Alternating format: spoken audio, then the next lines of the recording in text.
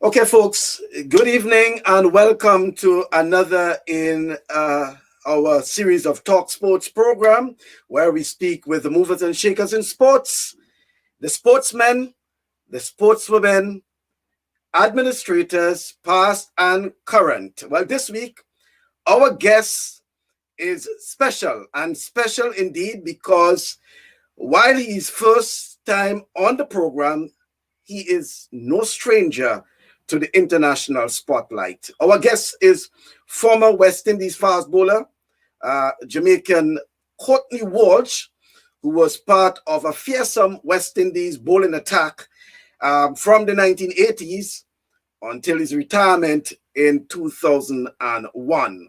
Well, Walsh is no stranger to Grenada, both on and off the field.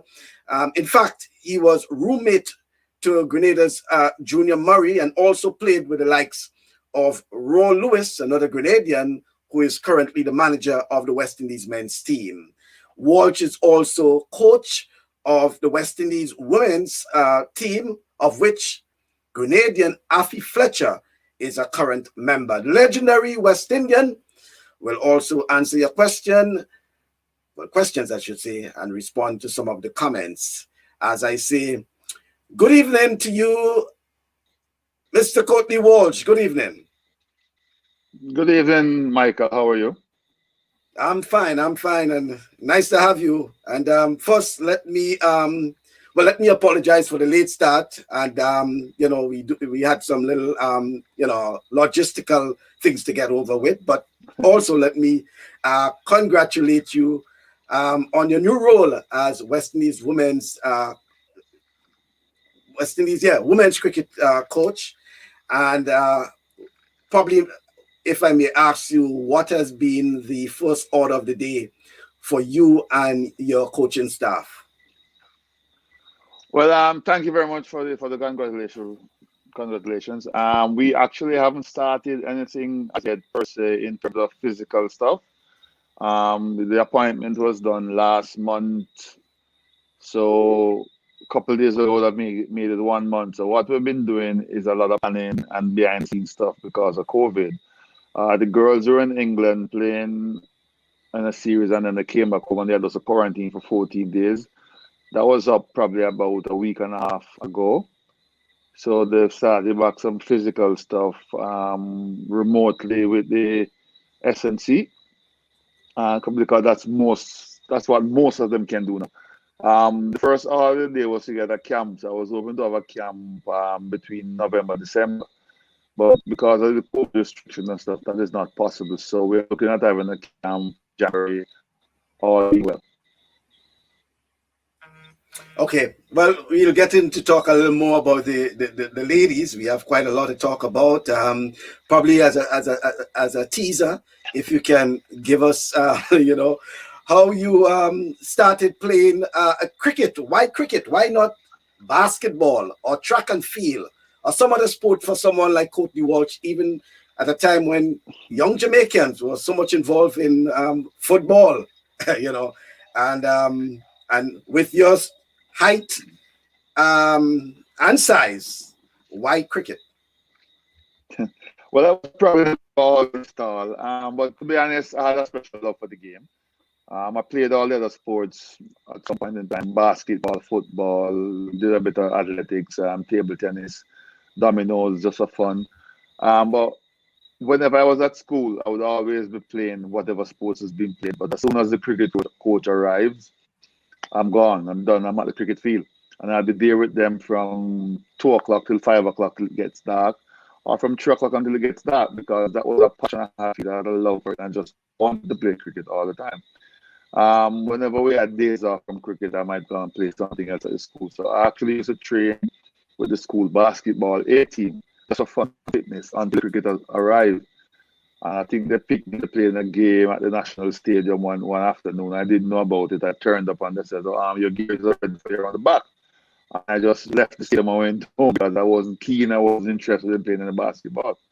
The opposite to what Curtly Ambrose did. He loved basketball and ended up playing cricket.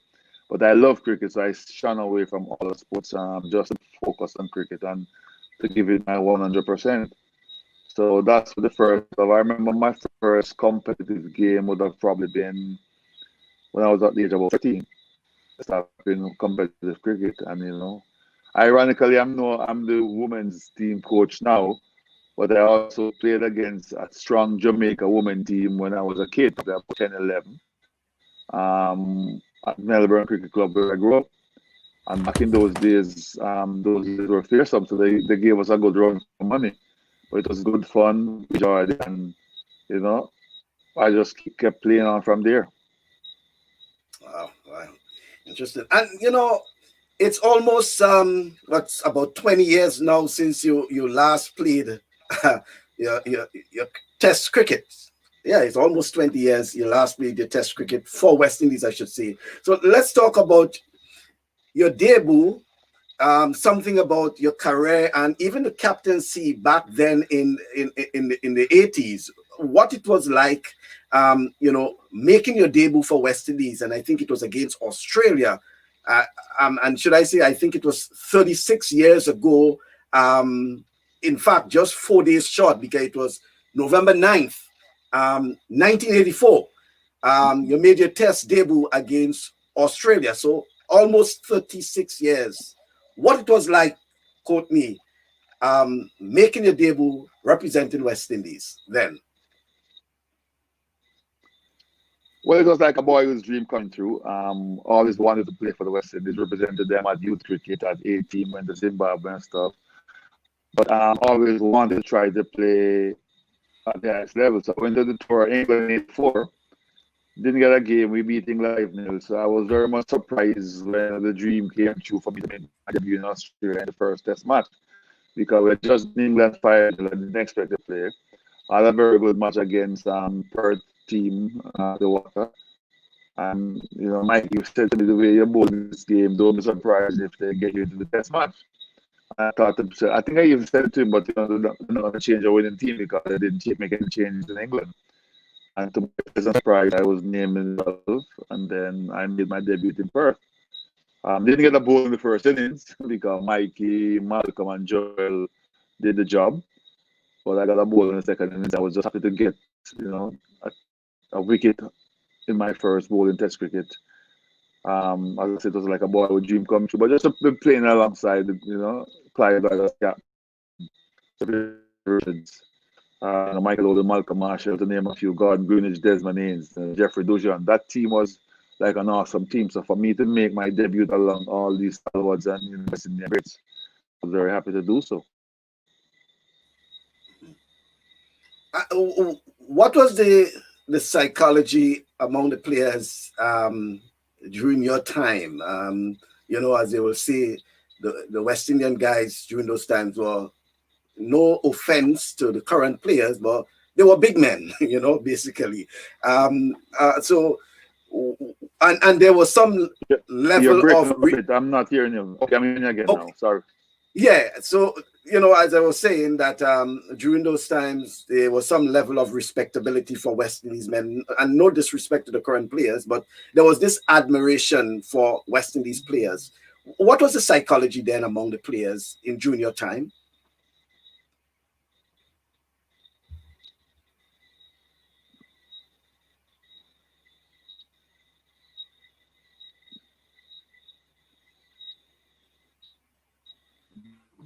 You got a question?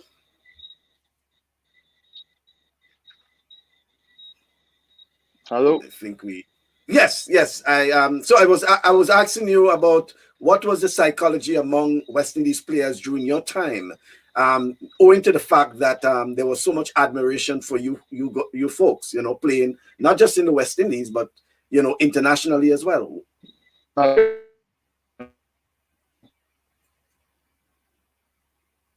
Oops, I think we having a little technical problem there. We trying to do it remotely, and he should be back with us momentarily.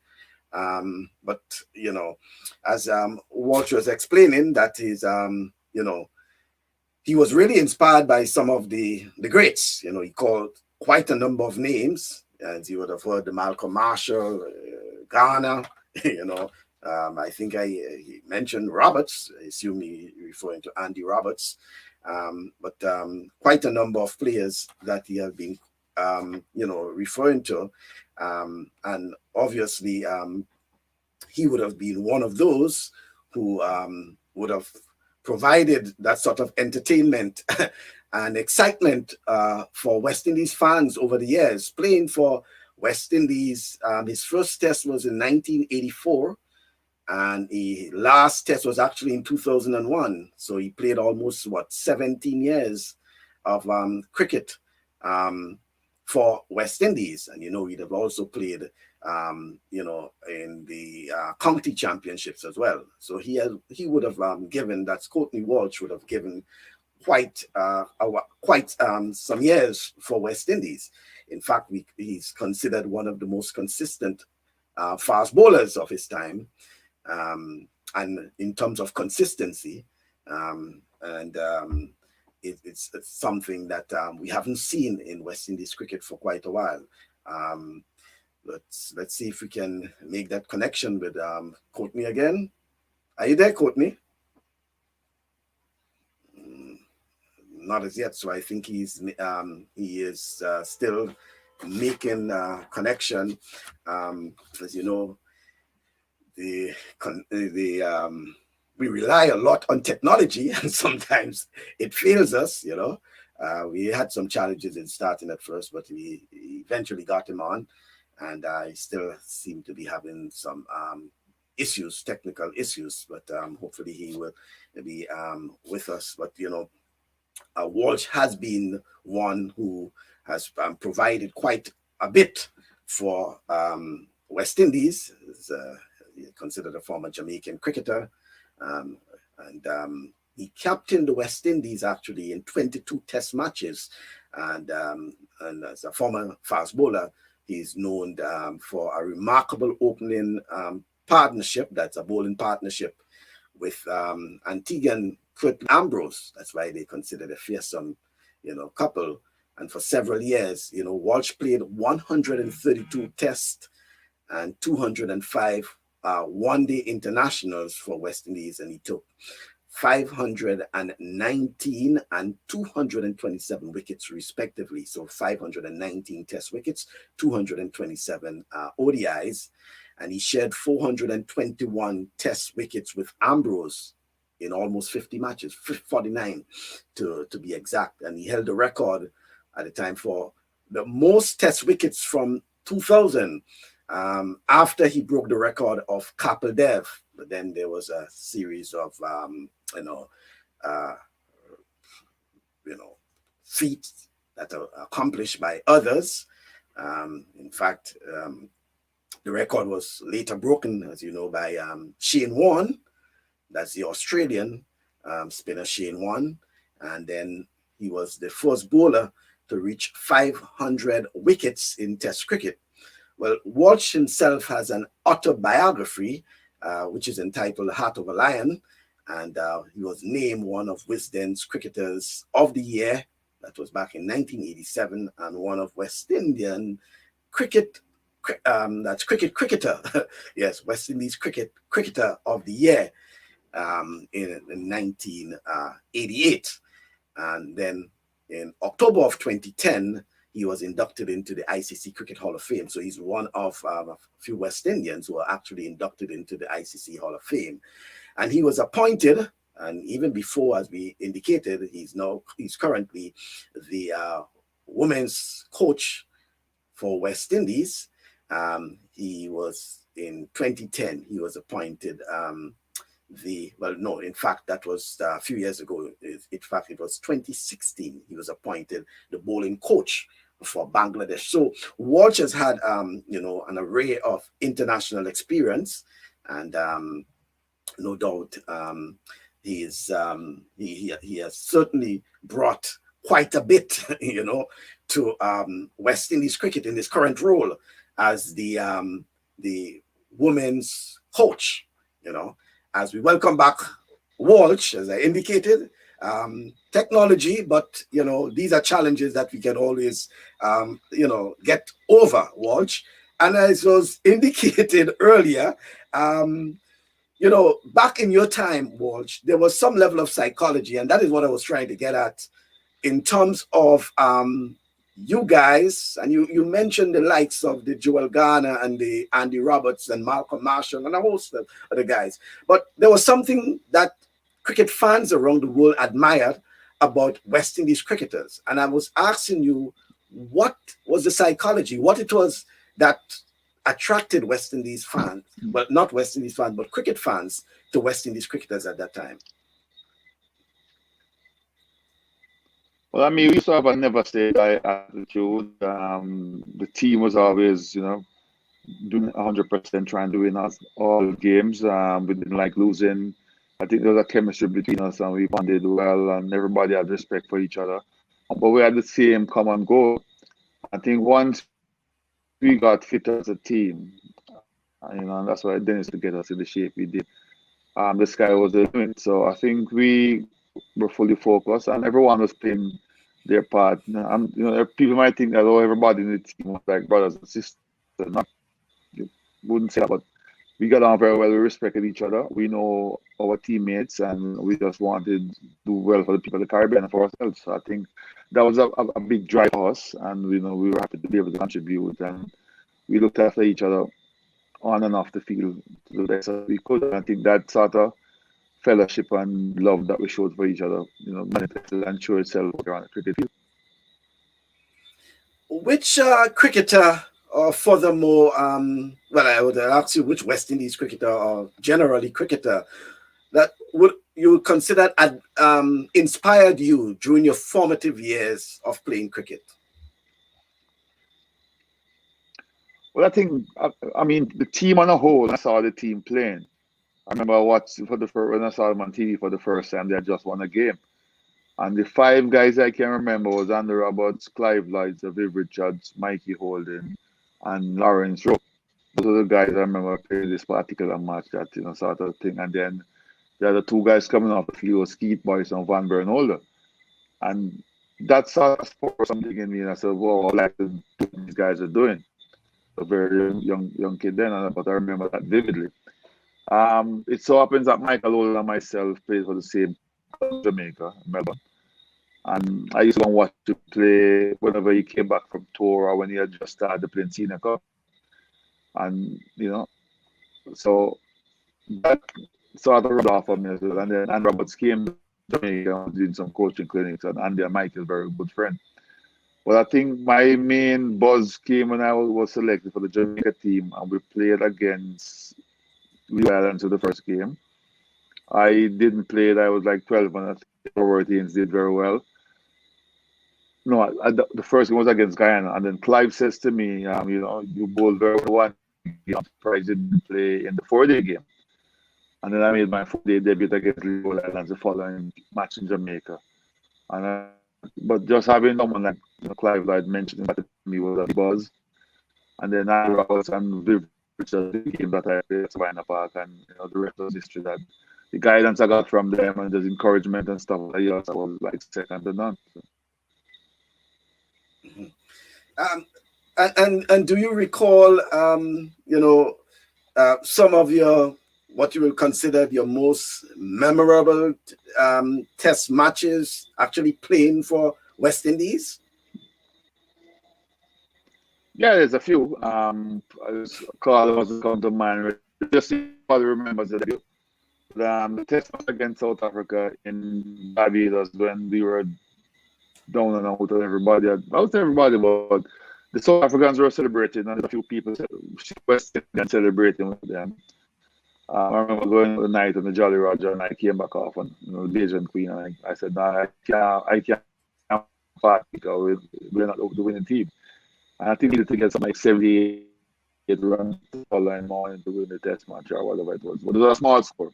I myself and Curtly, we were determined not to lose that test match, and we came back, and fortunately for us, everything worked the way we planned, and that's a test match I'll never ever forget.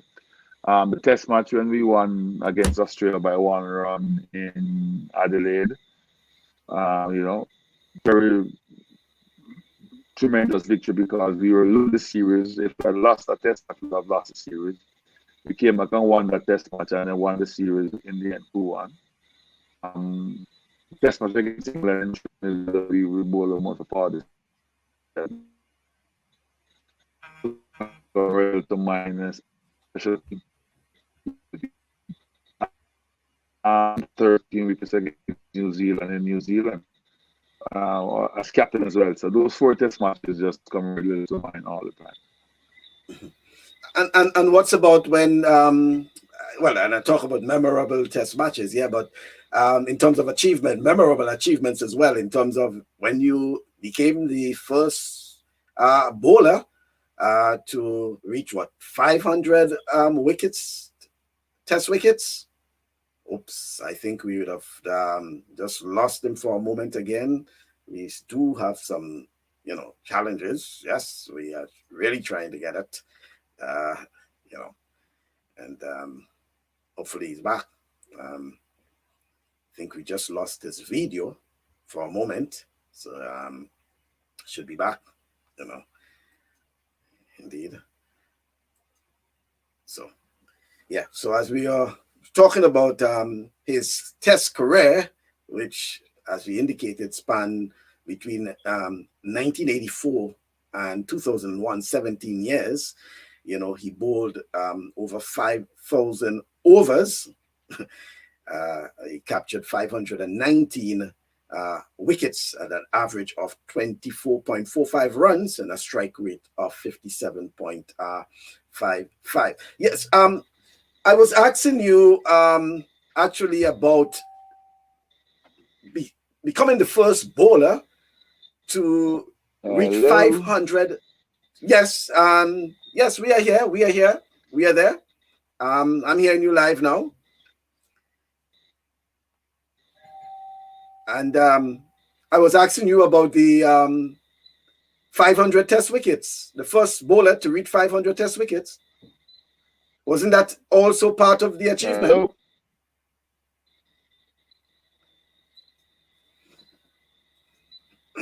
Yes, I think we're still having a little problem with Courtney. I think I am hearing him, but I'm not sure if he's hearing me. I think you're hearing me. Are you hearing me now, Courtney?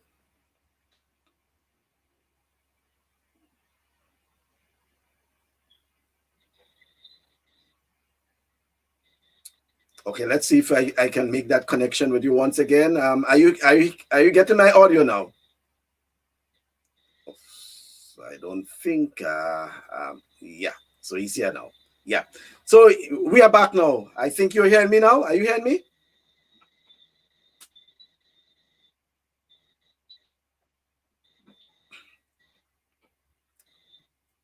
Oh, we're having some serious problems with that connection there. At this time, normally it runs smoothly, and we have been, doing it prior to that, and everything was going cool. And it seems as if he's having some technical problems on his side. Hopefully we can get to finish up that part of it. Very interesting information from Courtney Walsh in terms of the likes of, he said, so Viv Richards, Andy Roberts. He mentioned Michael Holding. I think he mentioned also Malcolm Marshall was, among the fast bowlers really inspired him. It wasn't any one in particular, even though he said he had always admired that of, Andy Roberts. So Andy Roberts now. But obviously, during his time, West Indies was, as you know, was awash with fast bowlers in particular. And from him, he's trying to find out what it is like now in terms of the comparison. Our cricketers now compared to our cricketers then, the influence of money and all the other intricacies that probably may be affecting. I'm not saying it is, but probably what is Courtney Walsh's, views on that, how it is affecting West Indies cricket, how he hopes as among the legends to bring that commitment and dedication back to West Indies cricket. It's a mountain task, and obviously Walsh and So Viv Richards, Andy Roberts, and others will no doubt have quite a lot to do in terms of reviving West Indies cricket. There was a bit of hope, but you know, I think West Indies fans have reached to the point where they want consistency in the level of success, um, and it's not something they are seeing right now, and no doubt with the legends, as we say, even Raw Lewis, our um, former leg spinner, is now the manager. And then you have Roddy Eswick as a coach. You have Phil Simmons as also a coach. So a number of West Indians are actually former West Indies players, I should say, are now part of part of this, the setup for West Indies cricket. Let's see if we can make connection with Courtney Walsh again. I think you're back now, and I think you're hearing me. Yes, I'm hearing you. Right, thank you, and I really appreciate the your commitment, and that is what I was talking about in terms of that level of commitment from West Indies players of the past, and whether or not we are seeing that in our current stock. But I was asking you about the first bowler to reach the milestone of 500 Test wickets. Wasn't that part of the memorable achievement for Courtney Walsh? Yes, it was. I mean, it started when I broke the record for couple there first in 4:35. That wasn't expected. I mean, when I passed Malcolm Marshall at 376, I was excited at that. With the leading West Indian wicket taker. And then Malcolm says to me, "You can't stop here. You got to try and get over to Capel and Sir Richard Hadley." So when I passed them both, and then to become the world leading wicket taker, that was something because think of or dream of as a kid. I probably dream of it, but don't think it to happen in reality. And then to become the first one to get 500 wicket now was something extra, extra special. And it was one of them things that I was overcome with emotion. I was very happy, very elated, and my teammates was very helpful right through it all. And well, fortunate or unfortunate for me, that was the last series I played in. So right after getting the 500, I retired. So memorable times. Mm-hmm. And as a regional coach now, and I say regional because you're assigned now to the women's cricket team, but with international, experience, because you also had stints around the world, and I named it earlier as like Bangladesh, for example. What do you think about the current the talents of pacers or fast bowlers in the region? What's your thought about the current pool of fast bowlers in the region? I think we're a pretty decent pool, and I think we have some very good, exciting youngsters coming up. If you call names, just to explain now, Captain Jason, you have Gabriel, Kimar Roach, and Azari Joseph at played for England. You have a youngster that I think will get there eventually, Shamar, older. And you have other youngsters, Shane Thomas, who once he gets himself together, he's got the pace. Once he gets himself together and gets fit, I can't see him not be playing a part in Western cricket. He's got a bright future. So there's enough other youngsters out there who are coming through that we can work on and get them to be up to speed, so to speak. So it's interesting times. With cricket, sort of coming back to the forefront. I think other players will be given that opportunity to come out and do well. But I'm pretty happy with what I've seen in the fast bowling department, and I think it can only get better. Okay, because I meant to ask you too about your assessment of the the standard of cricket now compared to during your time. I know a lot of there have been a lot of changes over the years, and obviously it can't be the same because there's so many challenges and so many things now, technology and all the sorts. But what sort of comparison do you see in terms of your time and what we see now? I think it's very difficult to compare. I mean, when I played or when we played competitive cricket in the region, just imagine the likes of Jamaica versus Barbados, where you have Gordon Greenwich, Desmond Haynes, Malcolm Marshall, Gerald Garner, Carlisle Best, Alvin Greenwich, just to name a few, Sylvester Clark. That's like a mini test match. In Jamaica would have Lawrence Rowe, Richard Austin, Basil Williams, Michael Oldham, Jeffrey Dujan, Patrick Patterson, myself. Back in those days, whenever the territorial boards played, it was like, mini test matches. So the stands were filled. And when Leeward Islands played as combined islands as well, tremendous cricketers were out there. So that was a very, very high standard. Plus, on top of that, we had maybe 8 or 10 guys playing county cricket in England, and maybe another 20 guys playing league cricket. So everybody had a sort of professional level and thing about them, and so the standards were very high. I think from we were limited to go and play county cricket in England, and we had less players playing. Our standard went down a little bit, and we've got to rekindle that and try to get them back up to par, because you need overseas experience as well when you're playing international cricket for different venues, different ground, different conditions, and stuff like that. And you can only get it by playing. So I know for a fact that once we play consistent cricket, and that's why touring a place like New Zealand and what is happening now with us being able to take A team, the T20 guys, and have them and everybody in the bubble they can play. It can only do well for Western cricket. So I'm very happy that that process has started and we were able to improve on what we did in England, because I thought the tour of England gave a lot of guys a chance to tour that would normally have been able to go on a tour. But because we had to take extra players, they were exposed to that condition, so they had lots of practice but not matches. So we have gone a step better now, where the guys will be able to play matches and then the A-team element to it in England as well. So that is very, very good. All that is very, very excellent. So we're good with that. And once that is taking place, then we know that the guys have been exposed, they're playing some cricket, and they'll get a chance and get that exposure. But most importantly, gain that experience that you need at international level. These days, players are actually mic'd up, whether it's the wicketkeeper, the captain, players are now mic'd up. And I don't think in your days that was, that took place.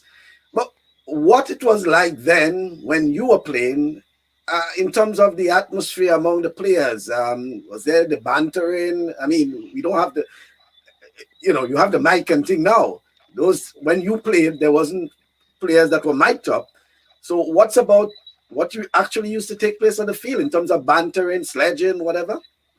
When I just before I finished, I think the stump mics came in. That was probably the only mic you know about. But as you say, players are being mic'd up now, and the stump mic is always there. Was always a part of it when I played a little bit. So you could hear if you're in the keepers or the batsmen, we could hear each other, and the match referee and the commentators could hear them. But back in our days, I mean, I didn't get any sledging, to be honest. I don't think many batsmen would be sledging someone 6 feet, 6'6" or above. So most of our fast bowlers, I think, did not sort of encounter that. One or two of the batsmen did. Some of the fans in the stand probably would do that to try and rile you and get you going. But it would be fair to say that as far as the sledging part of it was concerned, I didn't really encounter anything major. The one time I probably got some sledging, I was batting with Richards. I think Alan Border swore me or something like that, and Viv took him on. It was a test match in Melbourne, and Viv got the double.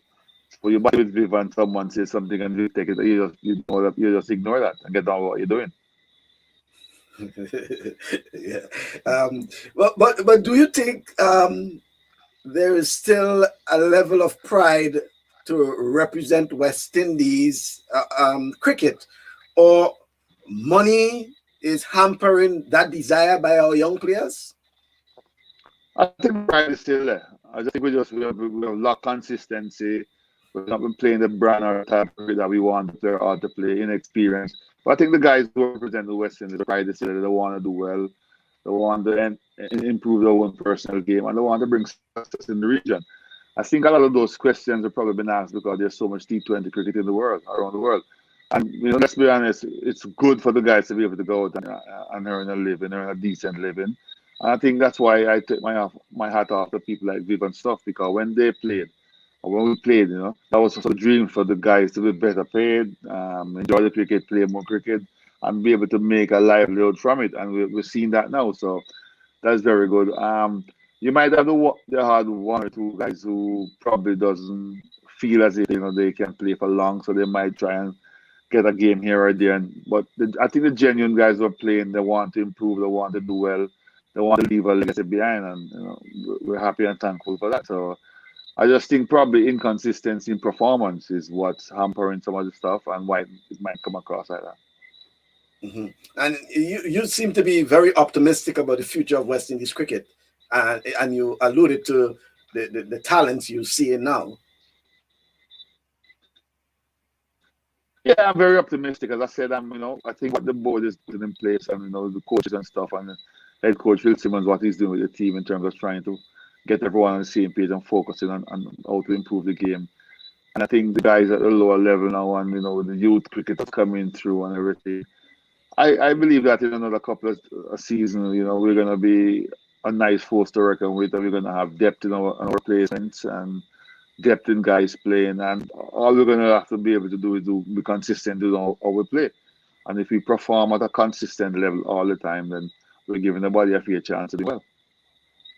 And talking about optimism and consistency, the Women's Cricket World Cup is scheduled for 2022, I think. Yeah, it was originally scheduled for next year, 2021. And but there is a qualifying tournament in 2021, and West Indies will be looking for one of the remaining spots. What's about the preparations, and how, as the head coach now, how you hope to tackle that? Well, we have to tackle that with girls being afforded to play some more cricket so they get the experience, get them match it, get them in the right turn of mind, confidence level up, consistency level up, and be prepared to perform at a higher level, higher intensity. As I said earlier in the program, I was over our camp between November, December. So we're looking to have something hopefully. With COVID around, you can't. There's no guarantee. So we're hoping that we can bring them into account. One of the things I would like to see happen, man, we're discussing that, is for the girls to get a chance to play more cricket. These ladies can out, and we're thankful that 4 is away playing now, in Australia and in Sharjah. But we want them to be able to play more cricket, regional, tour more, play against opposition more, so they get accustomed to that, and help to build the confidence and build performance. So the big challenge we have coming up would be the qualifiers, as you say, next year. We're looking to get some cricket before that. If we can get a tour or two before the qualifiers, and then enough warm-up games along with our regionals, then we can focus on getting a couple of camps in the region as well to get ready, so that we take our best 14 or 16 players to the qualifiers, because it's important and imperative that West Indies qualify, and we have to go there with every opportunity and every sort of resources that we have to ensure that we qualify. Well, on the lighter side, I was specifically informed or asked to ask you about dominoes. I understood that you are a fairly okay domino player. I can help myself. There's a few people who might run up into the bus the wrong time, but I can help myself. I love my dominoes, and I would not back away from a domino challenge. Okay. Having said that, I played with a couple of the ladies when we were for the World Cup, and everybody wanted to be my partner because they think I can help myself. But there's a few other people who have felt the right and the power of it, and they try to stay away from it. But I do enjoy looking at dominoes. Are you referring to Darren Sammy and Andre Fletcher? Well, I figured you'd have gotten some inside information from them. I will not divulge. The threat was sent out to me and my partner, Stuart Williams. We went down, represented well, and put it this way. After the first beating that they got, we haven't seen them again since at the domino table. I think that's the part they didn't tell me about, Well, Mm-hmm. But how to get that inside, Okay, yeah, but let's the whole issue of West Indies cricket, for a period of time, it was dominated with the friction between the board and players and all of that. It seems that that has been something of the past now, And you think, and then from your involvement now, you think that has probably rebuilt some level of trust between the public and players and the board to an extent? I think there's made improvements, so that obviously the trust level will be there. The fans on the outside will be looking in and thinking that yeah, they're getting closer. The players themselves and the board will be the two entities that has to keep working together to improve at all times. Yes, you're gonna have disagreement with it. I mean, the way it's been going now, there's not been any lawsuits for quite some time. The dialogue has been good, so we need to get that to continue.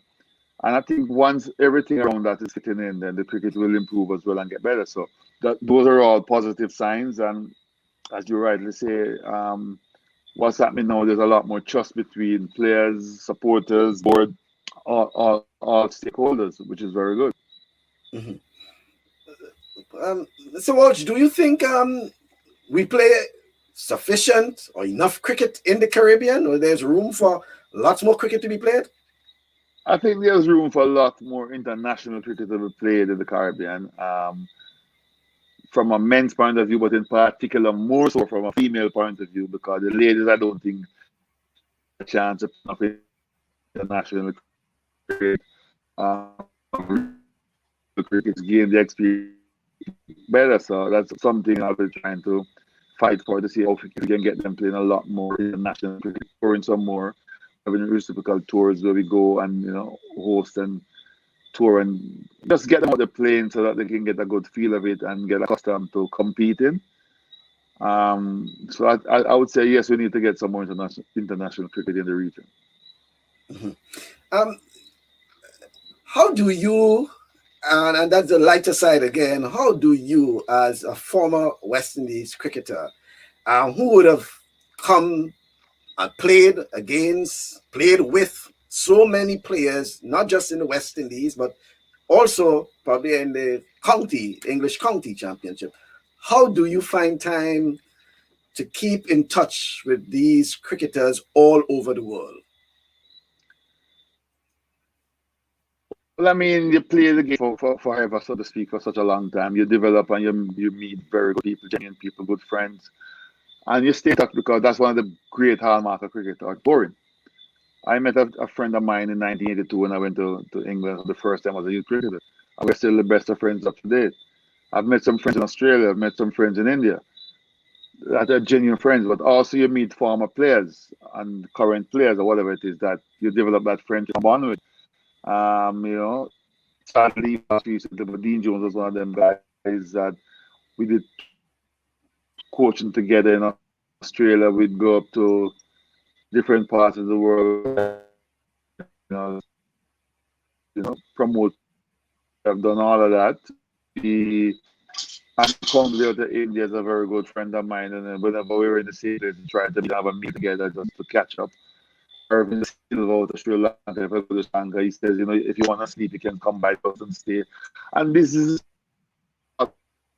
one story in cricket.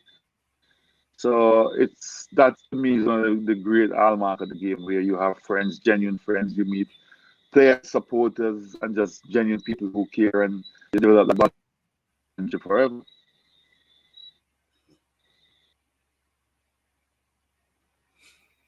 Oh, that's when it got a bit interesting. We lost him again. So indicating that over the years he have met so many players around the world.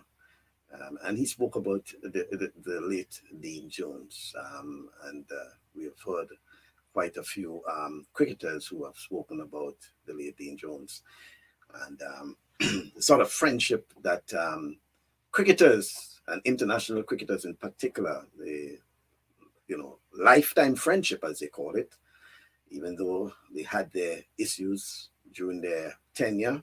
And we did mention about the banter and this sledging and all these things. They remain friends. And as he indicated, whether it's Australia, New Zealand, there's this, friendship that they maintain among international cricketers, something that young cricketers probably can understand that through sports in particular, not just cricket, but whether it's football, track and field, there's there's the other side, the human factor, as we will say, and personal development. Apart from getting to travel, getting to know other people, understanding different cultures, I don't think there's any other thing that provide that sort of, thing for you. Through sports, you can travel the world, and meet friends and understand and appreciate, cultures. You know, I personally experienced it as a journalist, traveling to different parts around the world and being able to appreciate the different lifestyles, um, even though you don't know the language, but you understand what sort of culture that these people have, Indeed, and cricket is one of those that our West Indies colleagues, even though their international interaction was a bit limited, test playing nations, for example, whether it was Australia, New Zealand, India, Pakistan, and then well, recently with South Africa, because there was the time of the apartheid, and South Africa was off the international scene except for those with the Kerry Packer. But and then you're talking about the region, being able to travel, whether it's to Jamaica, Trinidad, Guyana, especially where they played regional cricket, and they would have built that, connection among, not just cricketers, but fans as well, As Courtney Walsh will come to Grenada, he will visit Grenada and he will move around Grenada as if he is a Grenadian, because he, he, visited Grenada as a cricketer, and then after his career, he also, visit. So, even though Walsh is from Jamaica, I'm certain he can go to Guyana, he can go to Barbados, he can go to Antigua, and as I indicated, even to Grenada, and appreciate the cultures of the island. So as I was saying, Walsh, as you rejoined us, through sports and cricket to that extent, you would have been able to travel the world and appreciate cultures. And I use the Caribbean as an example, where even though you're from Jamaica, you can travel to whether it's Antigua, Barbados, or even to Grenada and actually feel at home, because through your time you have been able to travel the islands and appreciate the cultures in the island. That's very much so, and I always look forward to that. I'm a true Caribbean. I love the Caribbean. I love being in the region, and I enjoy all the hospitality and what comes with it. I think I'm probably one of the few cricketers, not sure how many, that has gotten an award in Trinidad, Barbados, Antigua, Jamaica, Guyana. And those are special times that you reminisce and you remember and you appreciate it, because it's nice to be appreciated when you're alive and still playing. So as you say, I have the privilege as well, that from time when I used to play and when I was a selector, and hopefully that will come back now that I'm a head coach of the women team, to speak to prime ministers of different territories and have dialogue with them as to how to improve the game, ask for requests, ask for favor, try to get people in. And so I'm hoping that will rekindle, and we can just put in place. And they've always been warm and open to me. I can't complain for the friendship and stuff I had with them, and the respect they've shown me, and vice versa, the respect I've shown them, because I think that came from playing and doing the region proud back in the days when I played. So it's good to know that, and I've always looked forward to being in the Caribbean and to have that hospitality and to feel a part of it. So I'm definitely happy about that. Mm-hmm.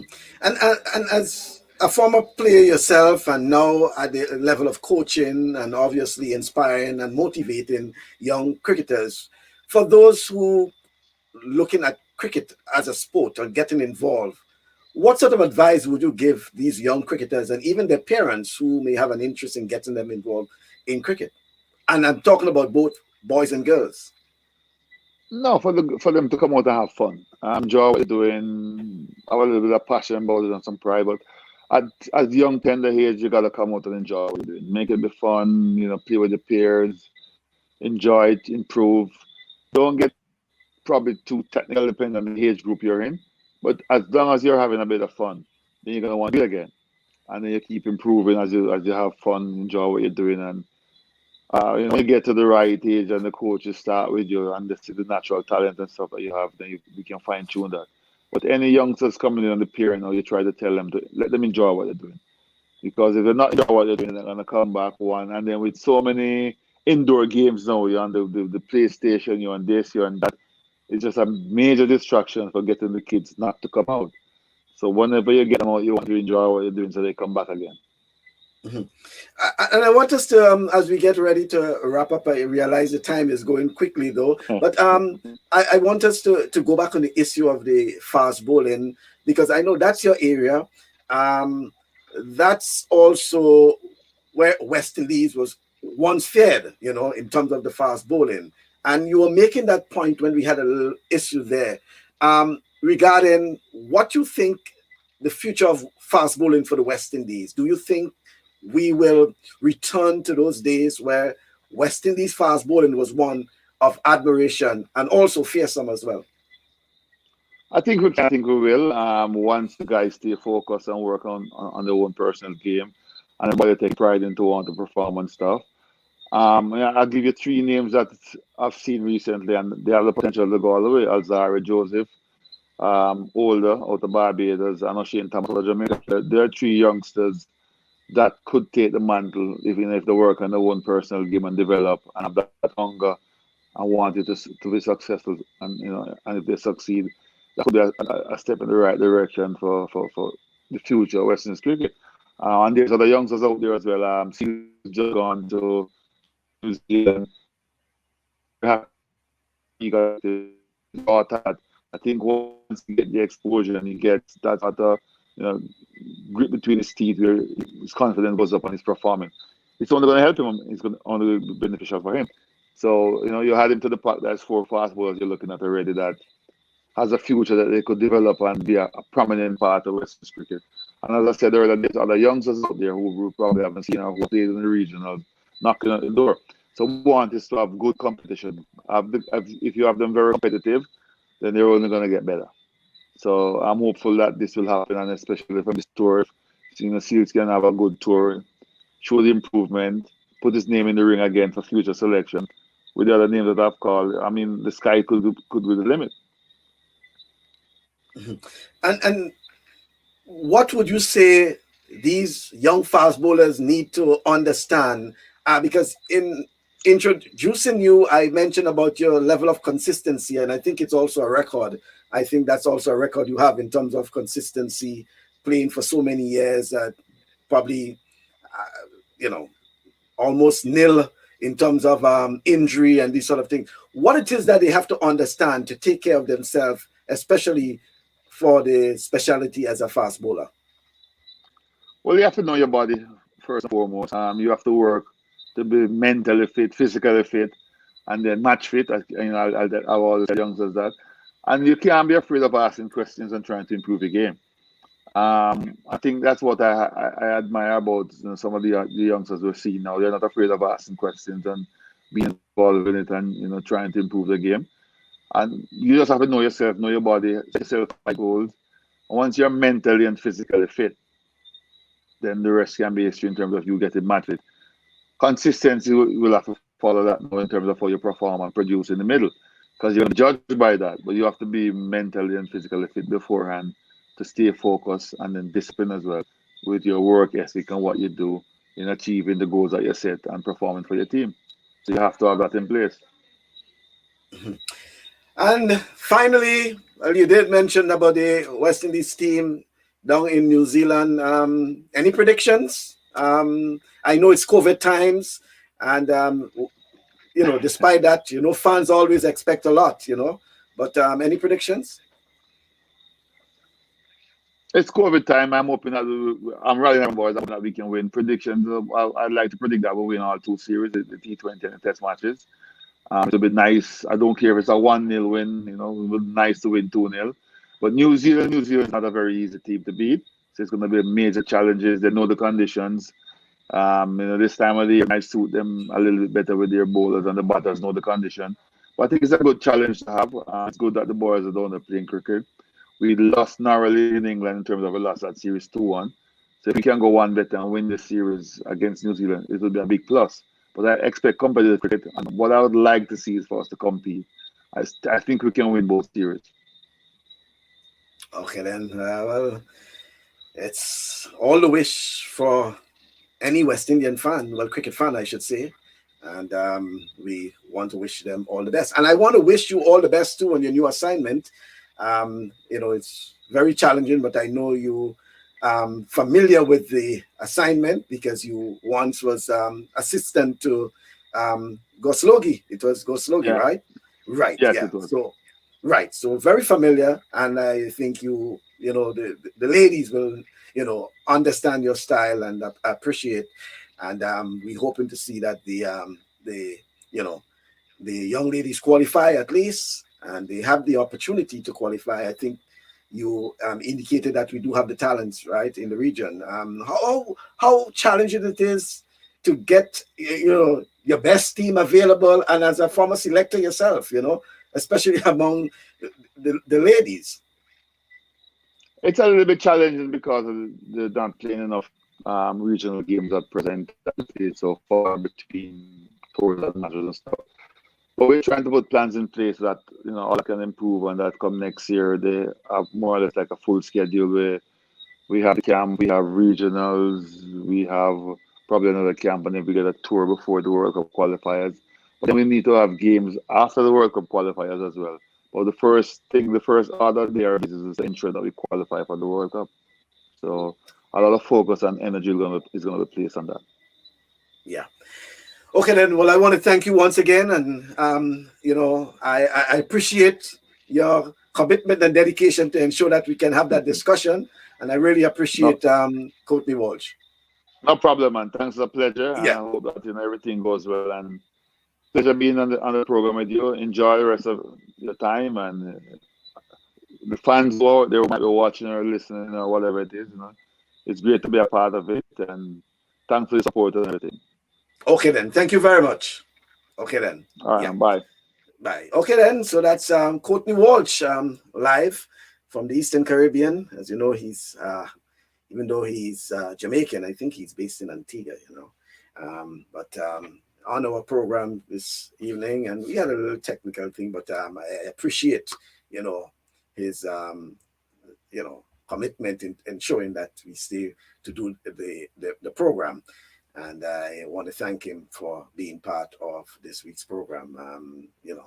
And as he indicated, that there is hope that West Indies, and especially the future of West Indies fast bowling, he's indicating that it will be back, and we are hoping that as well. But if Courtney Walsh can say that, we can expect that, and we hope to hear what Curtly Ambrose and Michael Holding and others will say in the future programs, as we speak with those legends, even Sir Viv Richards, and hear what they have to say in terms of West Indies cricket when we, do a series on West Indies cricket and revival. Should I say revival of West Indies cricket? But thank you very much, folks, for staying with us. I appreciate. We did had some challenges, as you know. He tried to do something remotely, and he had some, technical issues. We had a delayed, and then we had some on and off. But I want to thank Courtney Walsh for being part of the program. So that's our program for this Thursday. Join us on Saturday when we have our Saturday sports special. Just to remind you that later on in the month, we hope to have the president of the Grenadian Football Association indicated some weeks ago that the president of the Grenadian Football Association, Chenny Joseph, confirmed his participation in the program, and we'll have him to come to give us an update on the Grenada Football Association and football in general at the national level in Grenada. Next week, we'll be speaking with the technical director of the Grenada National Basketball Association. And over the next few weeks, we'll be featuring some husband-wife combinations in Grenada who are directly involved in sports. Interesting enough, there are a few, husband in this sport, wife in this sport, and we have quite a few of them, and we'll be featuring them. That will be interesting, when we think about the Bob Simpson, and Nat Simpson, football and netball. We have Kelvin Hector and his wife. Kelvin is in football. His wife is in football. Then we have also in netball. So we'll be featuring some of these families, how do they get the time, because we know sports in particular in Grenada is voluntary. So there must be some level of commitment and some level of sacrifice, we should say, to get involved and to have been, in some cases, they have been doing that for years now in, some instances. So that's our program for this Thursday. Don't forget to join us on Saturday at 1 o'clock Eastern time, which will be 2 o'clock Eastern Caribbean time. Until then, take care.